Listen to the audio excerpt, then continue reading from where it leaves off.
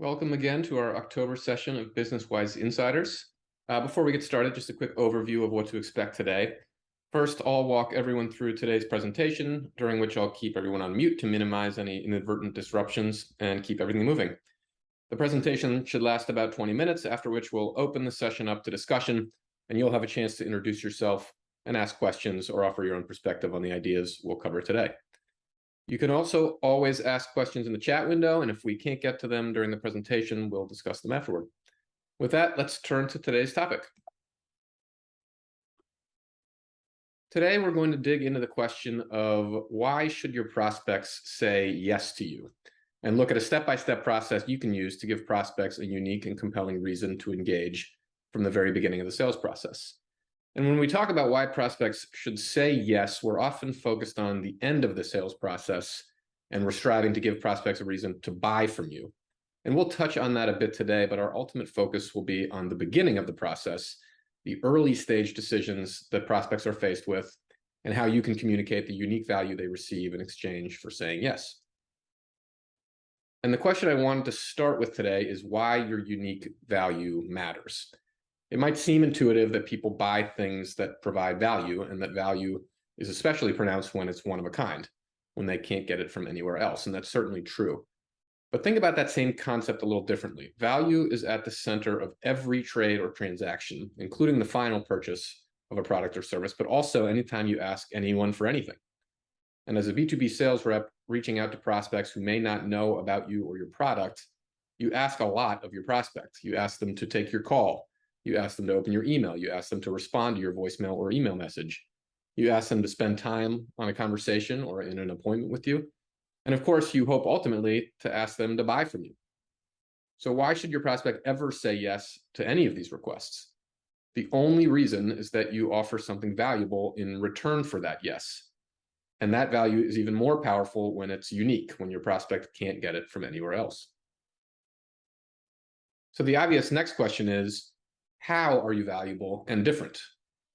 But while the question may be obvious, the answer can be really hard to pin down. If you've ever role-played on a cold call or practiced an elevator pitch, you know how much even the smartest sales reps can struggle to come up with a concise and compelling answer to the question, what do you offer? This may be especially true of experienced sales reps who know their product inside and out, since the natural tendency is to talk about your product's powerful features, rather than what problems those features help solve. It's a good exercise to put yourself in your prospect's shoes and ask the questions from their perspective. What do I get from taking this call? What do I get from opening this email, and so forth, all the way up to what do I get from this product or service? Now think of your current cold outreach strategy and the various ways you ask your clients and prospects the questions from the previous slide. Would you say yes to any of these requests if you were them? Do you get something valuable in return? What is it? As I mentioned, our focus today will largely be on all the questions leading up to the big question at the end, why should I buy from you? But let's take a step back for a second and spend some time with that last big question and see how it can serve as a roadmap for how we approach the smaller questions that lead up to that point. So step one in the process of identifying and communicating your unique value is to go through the exercise of answering the big question. Your answer is often called your value proposition, and we're going to look at how to build one. Some of you may have heard of Flint McLaughlin and MEC Labs, but if you haven't, they're an organization that performs in-depth and really insightful research into the science of marketing. Several years ago, Dr. McLaughlin came up with what he called the value proposition question, which is designed to help you define and communicate your unique value in the most compelling way possible. It has three components that I'm going to quickly break down to illustrate the building blocks of a compelling statement of unique value that can serve as the engine of a successful business development strategy. It starts with, if I am your ideal prospect, why should I say yes to you rather than to your competitors? Let's start with that first piece. If I am your ideal prospect, at BusinessWise, we're firm believers in the importance of a defined and focused target market, not just because it's the best way to generate higher value leads, but just as your core business offering will help you define your target market, defining your audience also helps you sharpen your offering. When you speak to a specific group of prospects with specific problems and priorities that you are uniquely positioned to address, your message will more effectively communicate the value your company, product, or service provides to your customers. So that's part one. So let's look at part two. Why should I buy from you? That's just the value in the value proposition.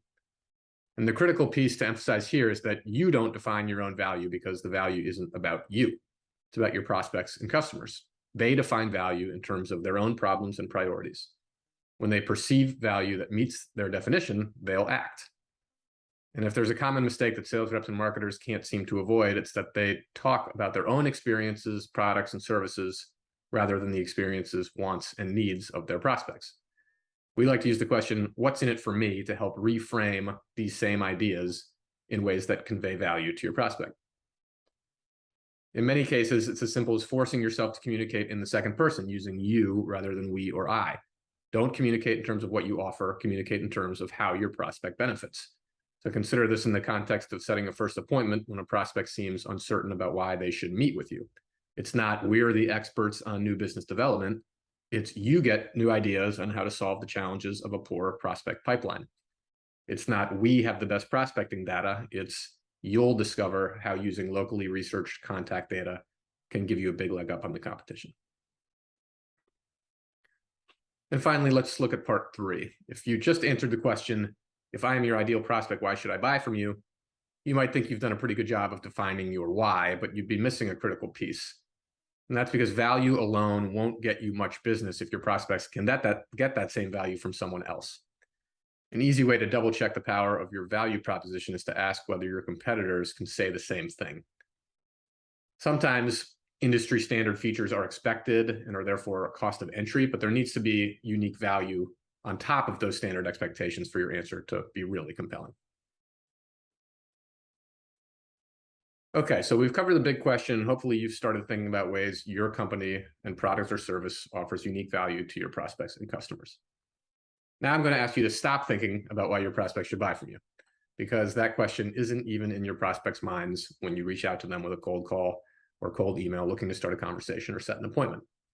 To put another way, answering the big question is an important exercise, but as sales reps looking to fill our pipelines with early stage opportunities, our focus needs to be on answering the small questions.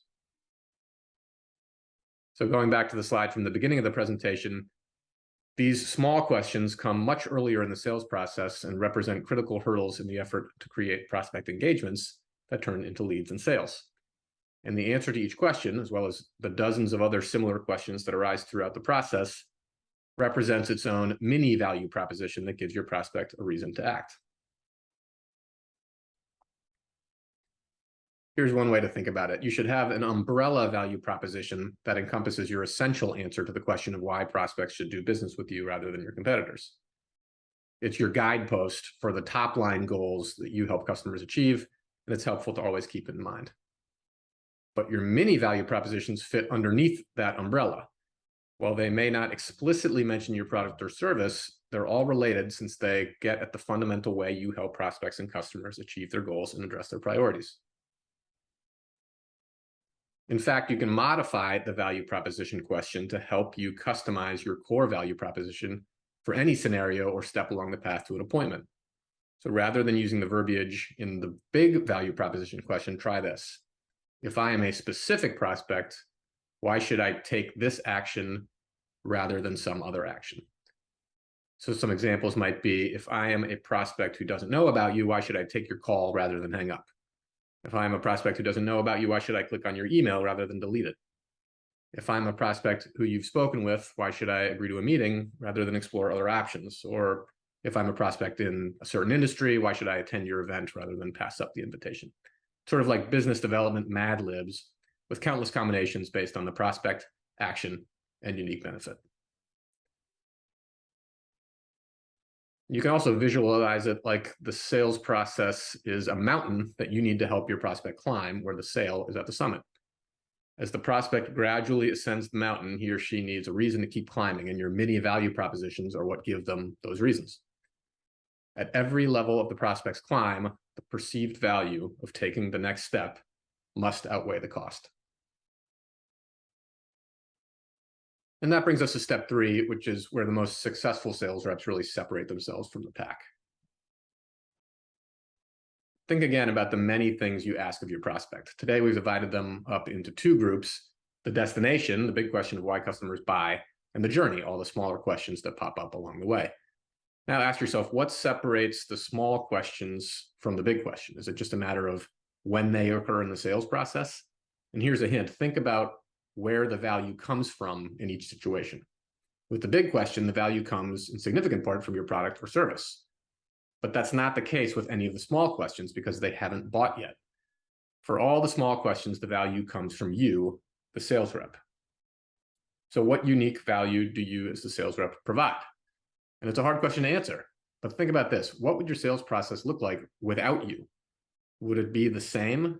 Can your prospect do all the things you're asking them to do just by visiting your website? Or do they get an expert, a partner, somebody who helps put the decisions they face in the context of what matters to their future business success? So again, ask yourself, what do I know that my prospect doesn't? What do I know that will change my prospect's perspective on their own business and shape their future decisions? Here are a couple more specific questions to help you home in on the kinds of valuable knowledge you likely already have. What has changed in your prospects industry over the past 1, 3, or 5 years? Is there new technology emerging in your prospects industry? And what stories can you tell about how you've helped clients navigate technological transitions in the past? Are there new barriers to success in the industry? What are you seeing with your current clients in that regard?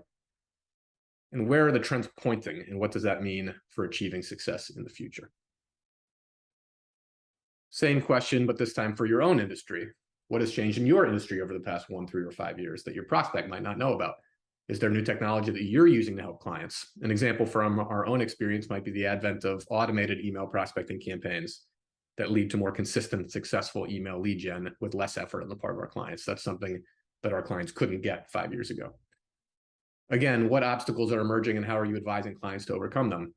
And then finally, one of my favorite questions: if you couldn't offer your product, how would you help your prospect? What information can you convey that would lead to better decisions?